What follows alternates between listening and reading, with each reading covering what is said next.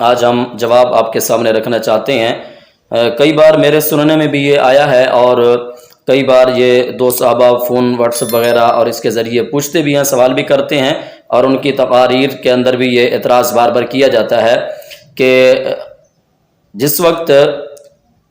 باغ فدق کے حوالے سے، میراث نبی کریم صلی اللہ تعالیٰ علیہ وسلم کے حوالے سے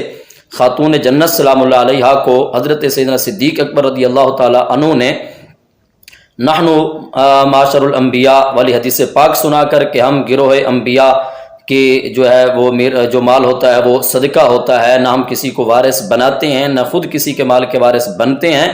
تو یہ حدیث پاک سنا کر انہوں نے ان کو روانہ کر دیا تھا، ان کو باغ فدق اور میراث سے حصہ نہیں دیا تھا۔ تو پھر اس پر وہ اعتراض کرتے ہیں کہ ازواج مطہرات کو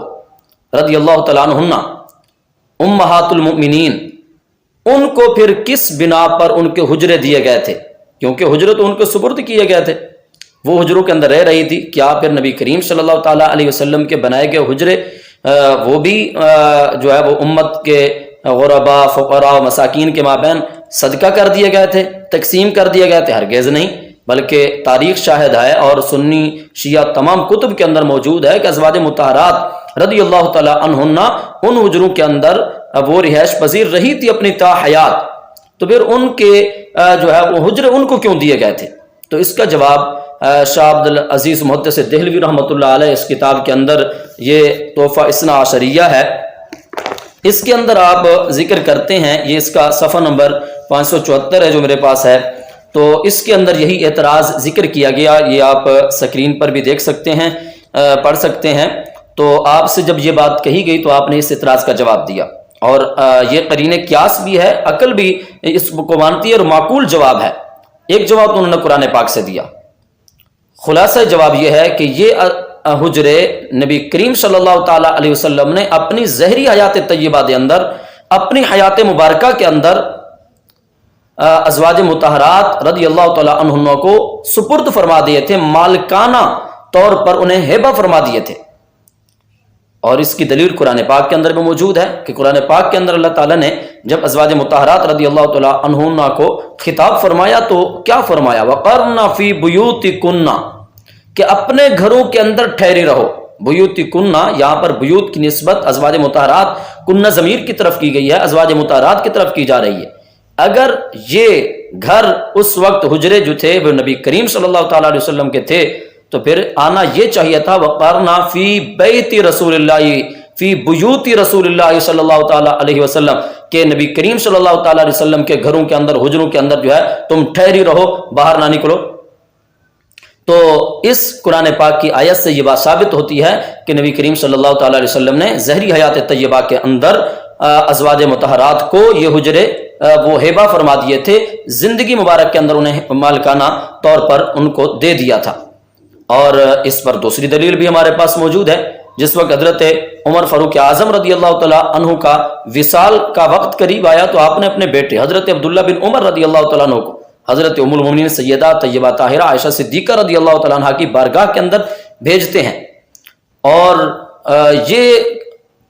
اجازت طلب کرنے کے لیے کہ آپ جائیں ام المومنین سے جا کر عرض کریں کہ حضرت عمر کی یہ خواہش ہے کہ میں نبی کریم صلی اللہ تعالیٰ علیہ وسلم کے روضہ انور کے اندر حضرت صدیق اکبر اور حضور نبی رحمت صلی اللہ تعالیٰ علیہ وسلم کے قرب جوار کے اندر میں مدفن ہونا چاہتا ہوں، وہاں پہ میں سونا چاہتا ہوں، اگر آپ اجازت دے دیں اپنے حجرے کے اندر تو پھر میں وہاں پہ میں کہہ دیتا ہوں کہ مجھے جو ہے نبی کریم صلی اللہ تعالیٰ علیہ وسلم کے ساتھ ہی دفن کر دیا جائے۔ تو جب حضرت عبداللہ بن عمر جاتے ہیں تو حضرت ام المومنین سیدہ طیبہ طاہرہ عائشہ صدیقہ رضی اللہ تعالیٰ عنہ کیا فرماتی ہیں؟ آپ فرماتی ہیں کہ ہاں وہ جگہ رکھی تو میں نے اپنے لیے تھی، لیکن اب امیر المومنین کو میں اپنی ذات پر ترجیح دیتی ہوں۔ تو حضرت عمر فاروق اعظم رضی اللہ تعالیٰ عنہ حضرت ام المومنین سے پوچھ رہے ہیں اگر حجرہ نبی کریم صلی اللہ تعالیٰ علیہ وسلم کا تھا تو پھر حضرت عمر فاروق اعظم کو ام المومنین سے پوچھنے کی کیا ضرورت تھی؟ چلیے آگے چلتے ہیں، اہل بیت کرام علیہ رضوان کی ایک عظیم شخصیت، عظیم فرد سے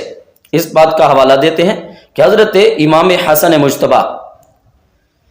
رضی اللہ تعالی عنہ، آپ کا جس وقت وصال کا وقت قریب آیا، آپ کو زہر دیا گیا، آپ کی شہادت کا وقت قریب آیا، تو آپ نے بھی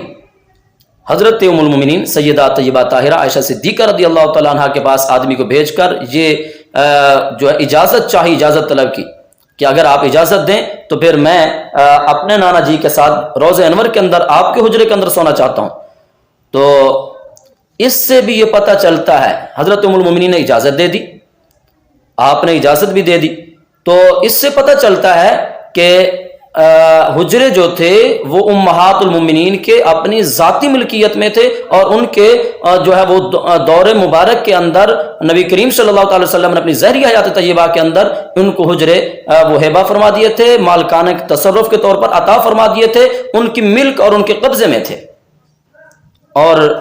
ورنہ اگر وہ بات کہ صرف حجرے مبارک ان کی ملکیت میں تھے، کیا صدیق اکبر رضی اللہ تعالیٰ عنہ نے اپنی بیٹی کو باغ فدق میں سے کچھ حصہ دیا تھا؟ کوئی شیعہ کی کتاب سے ثابت کر کے دکھا ہے، اہل سنت کی کسی معتبر کتاب سے ثابت کر کے دکھا ہے کہ صدیق اکبر رضی اللہ تعالیٰ عنہ نے اپنی بیٹی کو دیا تھا؟ حضرت فاروق اعظم رضی اللہ تعالیٰ عنہ کے دور مبارک کے اندر حضرت فاروق اعظم نے اپنی بیٹی کو دیا ہو؟ حضرت فاروق اعظم کی بیٹی بھی تو ازواج مطہرات میں سے ہے، تو کیا حضرت فاروق اعظم رضی اللہ تعالیٰ عنہ نے یا حضرت سیدنا صدیق اکبر رضی اللہ تعالیٰ عنہ نے ازواج مطہرات کو یہ حصہ دیا تھا؟ اور نبی کریم صلی اللہ تعالیٰ علیہ وسلم کے چچا حضرت عباس رضی اللہ تعالیٰ عنہ آپ حیات تھے، تو چچے کا بھی حق ہوتا ہے نا میراث کے اندر، کیونکہ آپ علیہ الصلوۃ والسلام کی جو ہے وہ بیٹے تو موجود نہیں تھے،